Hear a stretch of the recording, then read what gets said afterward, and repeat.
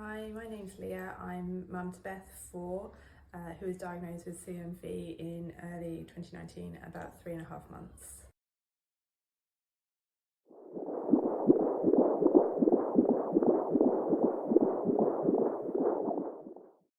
Our personal journey was that Beth failed her newborn hearing test, which was repeated at 2 weeks. And then at 5 weeks, we were referred to the Children's Hospital, where it was confirmed that she was severe to profound deaf in one ear. That was incredibly difficult and emotional. As anyone with a CMV diagnosis knows, that could be just the tip of the iceberg. And I think the fear of it progressing in those moments of the early days was big, and has diminished probably as she's got older, and that it seems that her CMV is stable and it's not going to develop further.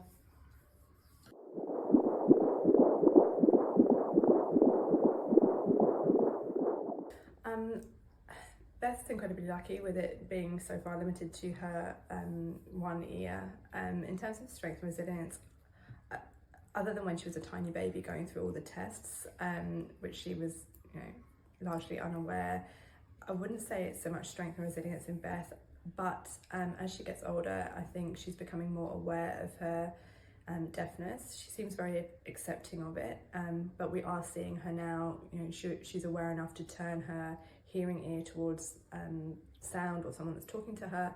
And I think that awareness is, for me, it's a strength, because she's just dealing with it head on and not letting it, inhibit her in any way.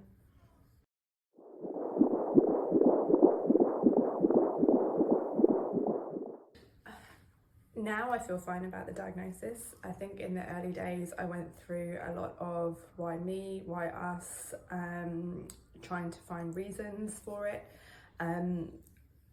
Now I'm definitely at peace with it. I definitely found it very challenging in those early days, trying to find a reason, why me, why us, why her. There were some really, really dark times.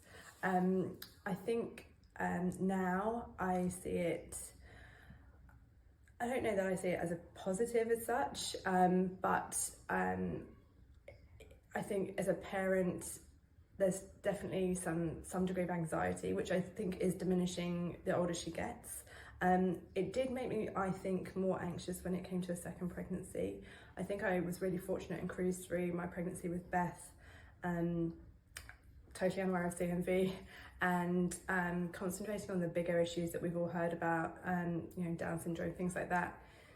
But when I had my second daughter and was pregnant with her, I was definitely on the lookout, and in her very early days, much more anxious with her as a newborn than I had been with Beth. So I suppose it's taken away some of the innocence around pregnancy and that newborn baby bubble.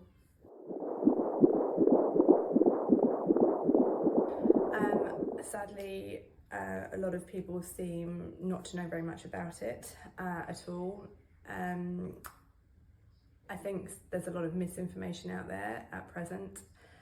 In our personal situation, it was missed when I was pregnant, and although Beth had a lot of textbook symptoms when she was born, they were missed by paediatricians. Midwives did pick up on it and referred it to paediatrician, but she didn't see it when she came to examine Beth.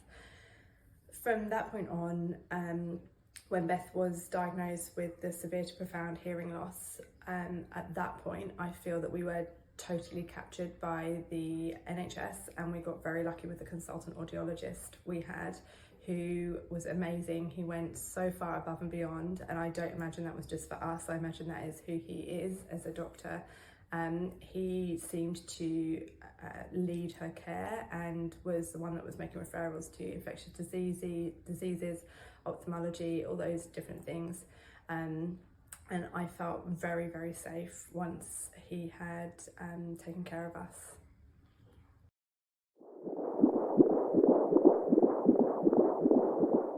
It's absolutely imperative that this message of CMV gets out there. It's so common, and as a pregnant woman, you spend so much time in waiting rooms. There's domestic violence, there's HIV, there's don't drink. There's all these different posters and so much information around pregnancy available, yet there is nothing out there telling you to be aware of basic hand hygiene, and if you do get symptoms, that it could be CMV and that there's perhaps something to be investigated.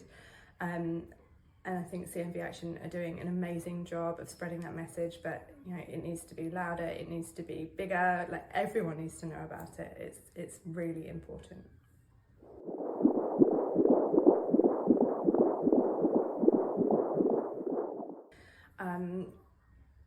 Don't Google it. Try and stay in your little baby bubble and enjoy your baby for who your baby is. Try not to let the noise of what it could be like cloud that experience. I definitely spent time worrying about could be's and wasn't caught up enough in who I had. And to me, Beth is absolutely perfect. And that's one of the best lessons I've learned is, especially with having had a subsequent pregnancy, it didn't matter to me whether that subsequent pregnancy, the baby had 4 heads, because I now know that whoever your baby is, you will love them. And that is all that really matters. And also that Beth is one of the lucky ones, yes, but that could be you too. And there are some positive stories around CMV, as much as it feels scary in those first moments.